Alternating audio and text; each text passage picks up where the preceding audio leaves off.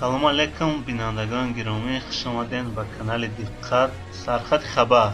ازبکستان به تاجیکستان 18 واگن محصولات گوناگون برای پیشگیری کرونا روان کرد. روز 9 اپریل 18 واگن با کمک بشردوستانه که از جانب ازبکستان رسانیده شده است برای کمک و پیشگیری پهنشوی کرونا به تاجیکستان آمدند. کمک 1000 тонна орд، инчунин антисептикҳо ва дезинфексияҳо, халтаҳои тиббӣ, дастпӯшҳо, ниқобҳо, айнакҳо, рӯйпӯшҳои пойафзол, респираторҳоро дар бар мегирад.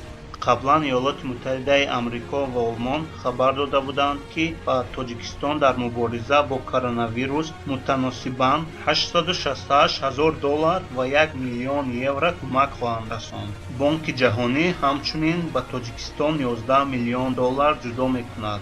мақомоти тоҷикистон иддао доранд, ки то имрӯз дар кишвар ягон ҳолати сирояти коронавирус ба қайд гирифта нашудааст, аммо беш аз 7000 шаҳрвандон пас аз бозгашт аз кишварҳо карантин гирифта шудаанд.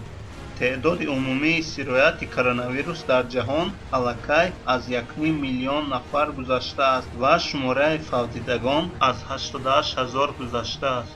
در ازبکستان 555 حالت کرونا آشکار کرده شد که 3 نفر آنها فوتیدند.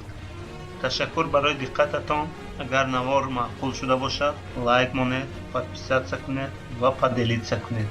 خداحافظ.